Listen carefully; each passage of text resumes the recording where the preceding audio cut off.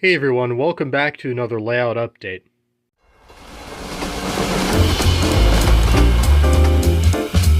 It's been a good long time since I last made a layout update video. I want to say it's been a couple months, but I figured, I should just make one more to wrap up the 2024 year. I've made quite a bit of progress on the layout, so let's get started. I think I've shown this off in a few videos, but for a while I've had some more work done on this sort of island part of the layout, which I think I've said before is more of the slightly less urban part. Like, as I've said before, that island is going to be a little more urban and built up. This part is going to be a little more spread out and suburban. But I have, I put in the roads. Well, before I did any of that, I painted the sides and the bottom of this piece of insulation foam black, and then I painted the entire surface gray. Then after doing that, I applied this road material, which it's just sandpaper, but it makes for a fairly decent, easy to apply and durable road material. So yeah, I put in the black, and then I put in some red sandpaper to act as a bus lane. I'm probably going to widen it so that this model that I got can fit on it, because I'm going to put a curb between the regular road and the bus lanes so that the cars don't get in the way of the bus.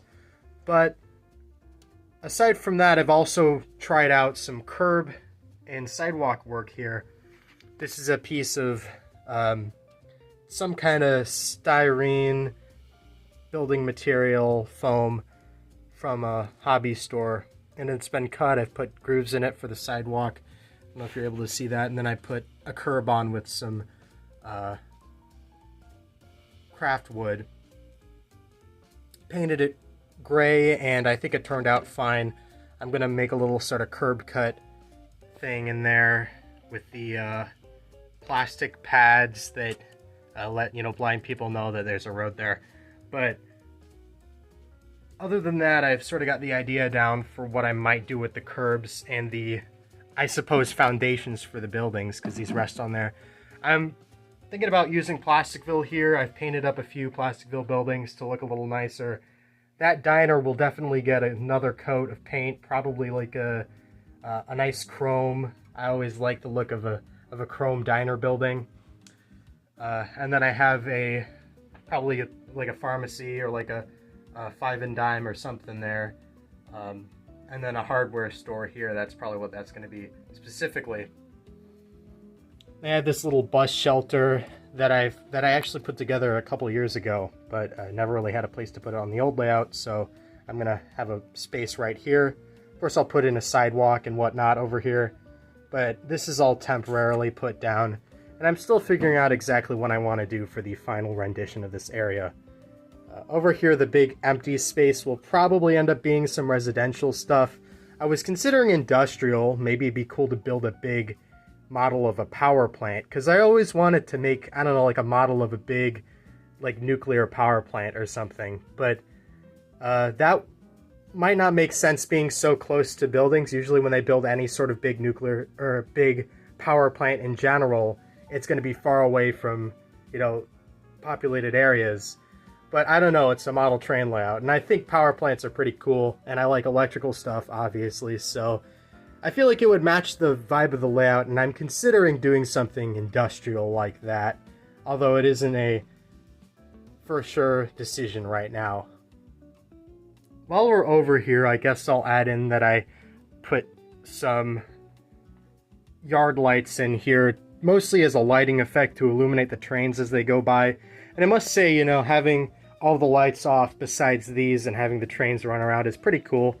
And these are the first actual lighting on the layout that has, nothing to do with signals or anything. And I'm looking forward to expanding that lighting once I get my buildings in a decent place. And of course, eventually I'll have street lighting, but I haven't decided exactly what I'm going to use for that. I think I already have a decent amount of street lamps from the old layout, so I'll try to figure out something to do with those. Moving over to the right side of the layout, there's certainly a lot of progress that has been made since the past video. Initially, I wanted to have the piece of insulation foam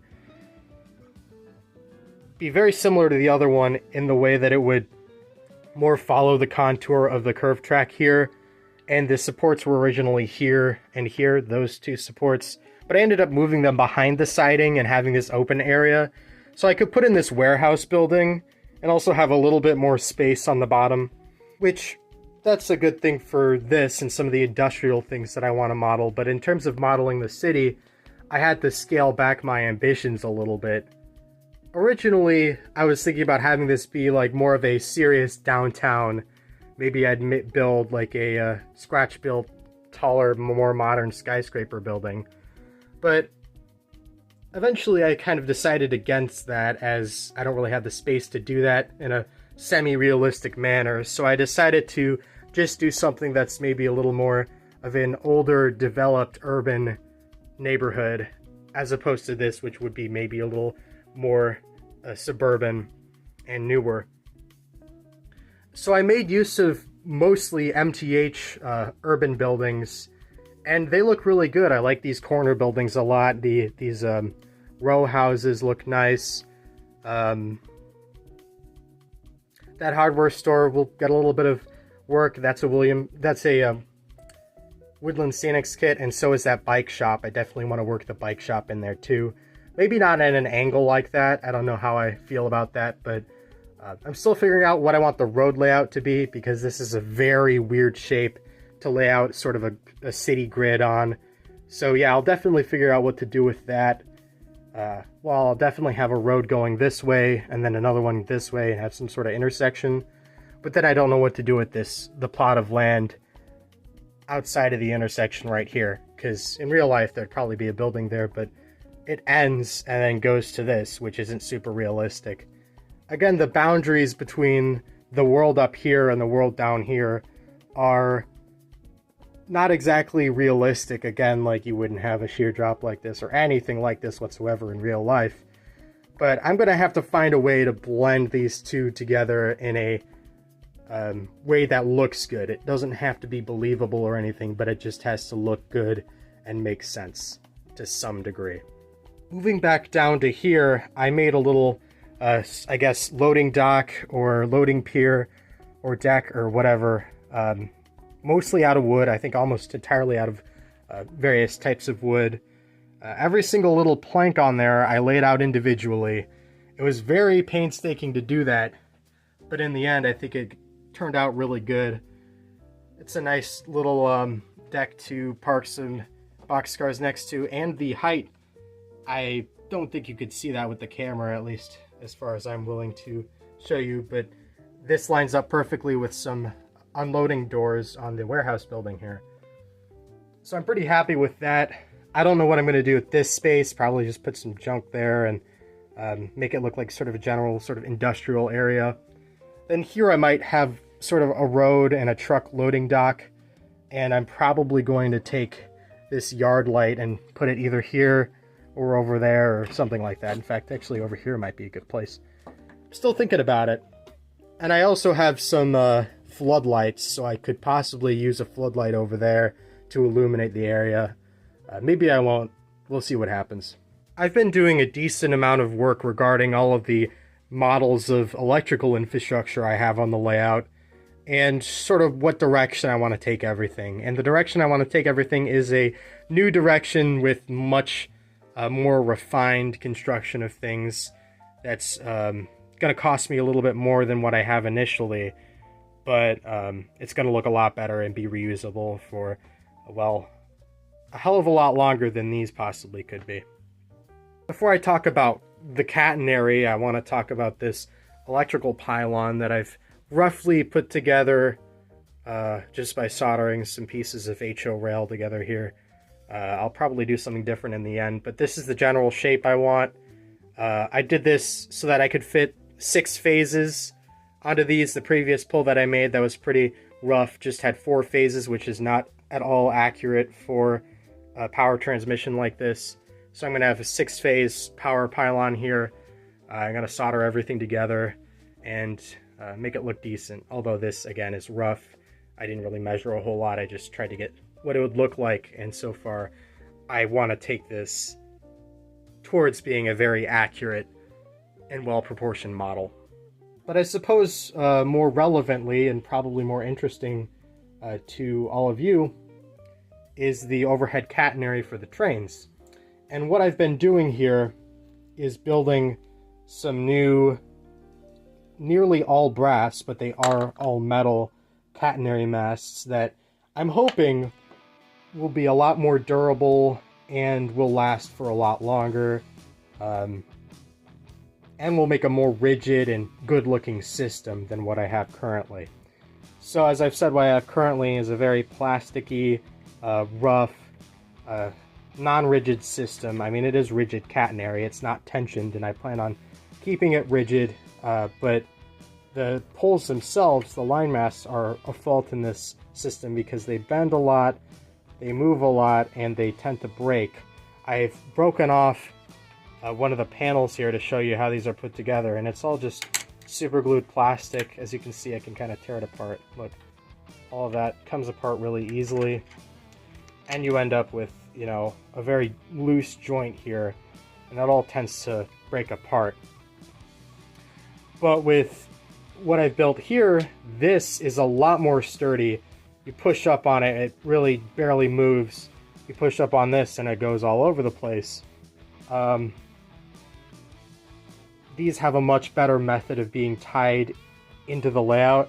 I don't think I've shown this, but these are actually put together with Lego pieces. I think I'll take this one up. But, like, I have a few Lego pieces drilled into the layout surface here, and then the base is also Lego pieces that's been attached to the telephone pole here, and it locks together, which is kind of clever, and I did what I could with what I had, but I found a much better way of securing these to the layout surface, and that is using this threaded steel stock. I think this is 1/4 inch threaded steel, sticking it into a hole. Hang on, that was too small. Sticking it into a hole, and then taking a nut and then tightening it underneath the layout, like the one that I already have here. But this is sort of a rough put together. The solder joint's a little rough. I really need to go at these with sanding them, and I need to get better at soldering to, you know, making a prettier joint that, you know, I don't have to sand as much from the get-go. I'm still working on my skills for that. But this one I think has been refined to a decent state. I painted it maybe an hour ago, and I think it really looks good. It definitely looks a lot more clean, simple, and in that way realistic compared to my others. One thing I will miss is having the very big concrete base, but I'll paint the sort of the nut here that I've soldered everything to gray, and that will probably suffice. It'll be a little more fine and less toy-like, but still simple enough for it to look good with the very toy-like trains that I tend to run. But still blend in and look realistic with the realistic scenery and accessories that I've been trying to use with the layout. I'll go ahead and run an electric under this so you can see. So one of the reasons why I decided to go with something more rigid is when I run my GG1, it's not super noticeable here, but it moves the catenary up. And I'll actually take it around to the back because you can really see the pantographs moving the catenary.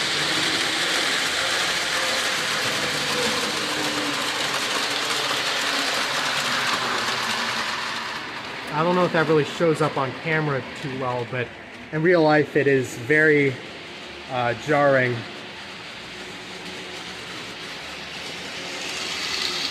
And what I'm worried about is with that up and down movement is it tends to make these break, because if you look at the joints there, now that I've taken all the cosmetic things off, that's just relying on plastic, and that does that long enough, it's going to eventually break everything, and it's going to be a pain. I've actually had these break plenty of times, like 2 or 3 times, and I don't want that to happen again.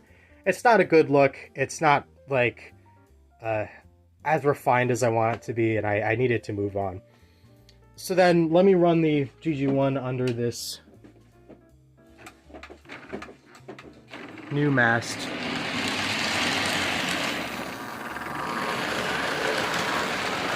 Absolutely does not budge. And